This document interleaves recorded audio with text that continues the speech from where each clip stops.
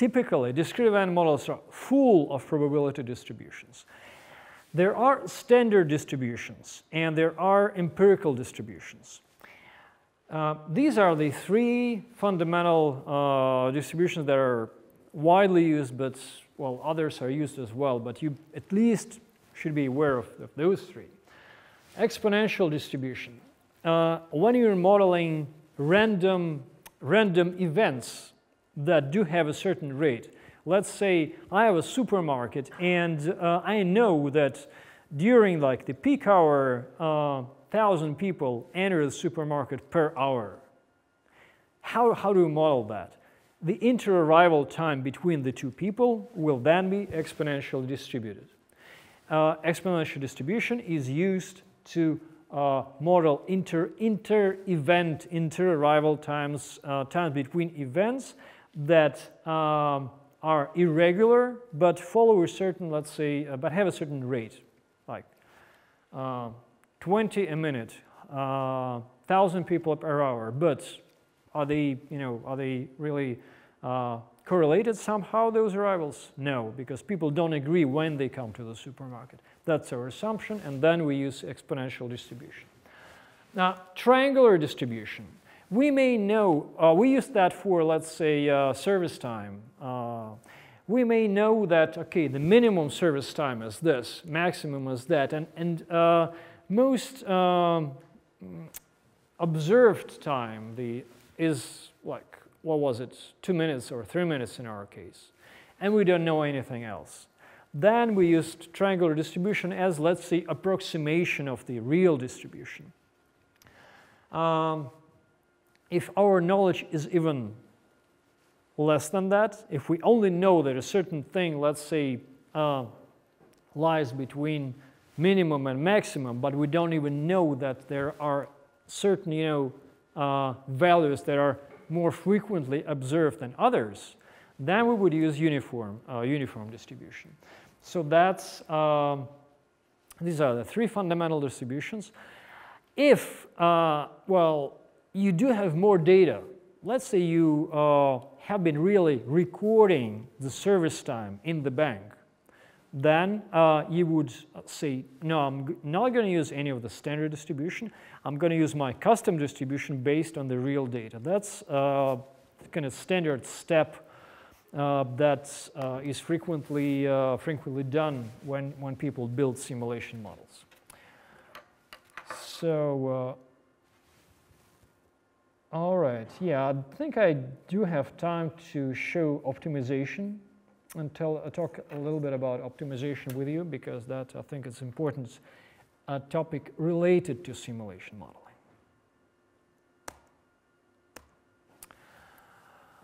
So in our model of the bank, one of the exercises we did, we were varying the number of tellers and looking at how well does the bank perform. Imagine you have not one parameter, number of tellers, but let's say 3 of them, and the behavior of the system depends on all 3. Then, attaching a slider to each parameter and playing with the slider may be a really hard thing to do, because you need to do many experiments to find the best combination of the parameters. So to do that, people use optimizers and optimization technology. So what optimizer actually does, optimizer controls the simulation model. You're telling the optimizer, okay, this is the objective, like minimize cost, or minimize waiting time, or optimize throughput, maximize throughput, whatever. You tell the optimizer, here are my constraints. Let's say I want all that amount of products to be delivered certainly within this time frame. So all solutions that are, result in products not being delivered are bad solutions. Just they're banned. And these are the parameters. Let's say this could be the two-dimensional parameter space, two parameters, both of both continuous. So what optimizer would do, it will take all these inputs and will start running the simulation model with different combinations of parameters, trying different points in this parameter space. The tricky thing about simulation models is that the optimizer cannot make any assumptions whether, there's just one maximum or minimum or many of them. So the optimizers that work with simulation models are really like smart pieces of software that would, find, let's say, a local minimum, find it exactly, then probably try some other place in the parameter space, and maybe there's another local minimum, etc. And you never are sure that the optimizer finds the optimal solution. The only thing you can know for sure that optimizer tries and finds some maybe suboptimal solution. The longer the optimizer works, well, actually, in a way, the better. So a very simple toy example of optimization. Like an abstract manufacturing models. Let's say parts arrive here. They need resource A, maybe a worker, a resource B, maybe, I don't know, a trolley, whatever. Then they need to be baked, let's say, in this machine, then cool down in this reservoir, and they are transported. In many cases, costs like dollars or rubles are calculated by a simulation model. In this case, every operation that goes on in this simplistic manufacturing side has its cost. Let's say the processing has fixed cost per operation. Transportation has its own cost, etc., etc., and each resource has its cost. So while the model is running, we can calculate what is the actual cost of processing the product in this section of the whole manufacturing process, and we can break down the cost. So this is average cost so far, and this is its structure.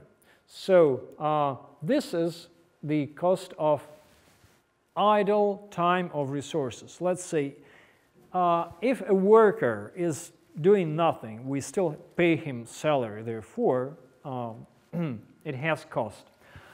This is waiting cost. Let's say if a worker has a product on the trolley, but this thing is full and he has to wait, then you have a worker, you have the, let's say, the trolley time, and this is wait cost, etc. So we have the cost structure, and the parameters of this model is, let's say, the number of workers, number of equipment, the model of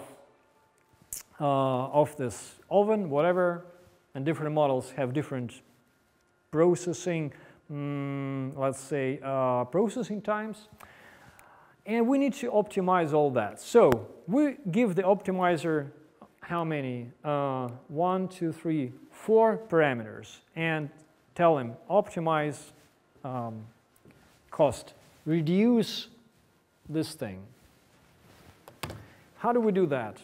That was a simulation run or simulation experiment. For optimization, we have optimization experiments. And this is the interface to it. Objective, minimize total cost per product. Iteration count, stop after doing 500 iterations. And these are the parameters. Some parameters, like arrival rate, we cannot really vary it because it does not depend on us. The parts, raw material just arrives at a certain rate. What can vary is the capacity of the resources, discrete variables in the range from 1 to 20, processing delay, and conveyor speed. It is assumed in this particular model that the slower is the machine, the less expensive the processing is. So 4 parameters, objective, and yes, here's the constraint. We don't want the parts to queue in front of this or section of the manufacturing process. So these are the 3 things the optimizer takes as inputs. And let's run the optimization. Right now, we will not be viewing any animation because now we're interested in simulation runs performing as fast as possible.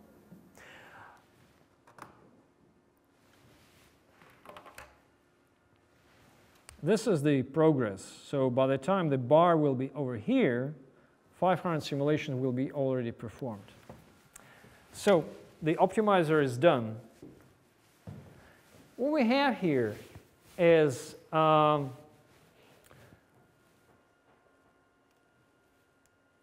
this is the best value of the objective function found so far.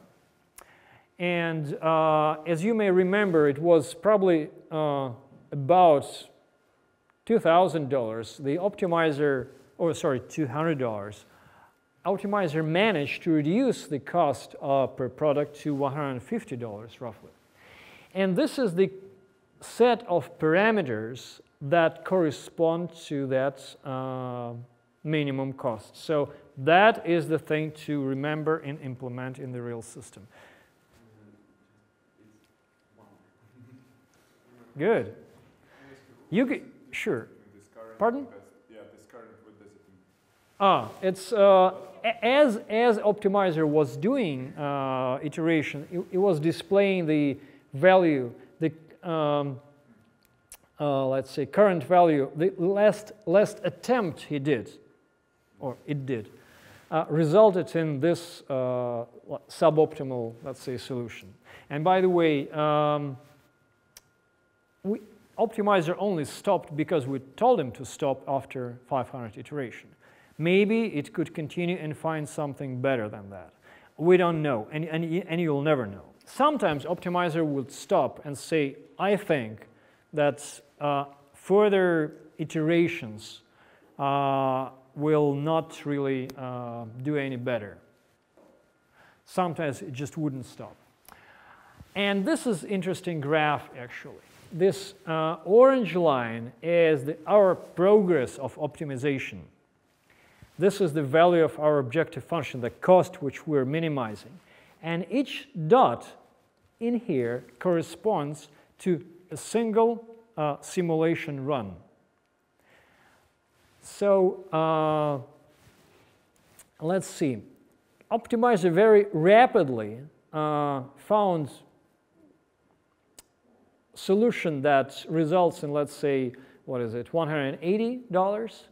Then he moved somewhere else in the parameter space, and where things were not going that well, then he returned to here, and etc., etc. So this is the actual progress, and these are attempts of the optimizer to, search in different parts of the parameter space. Any questions on the optimizer or on how optimizer works with the simulation modeling tools?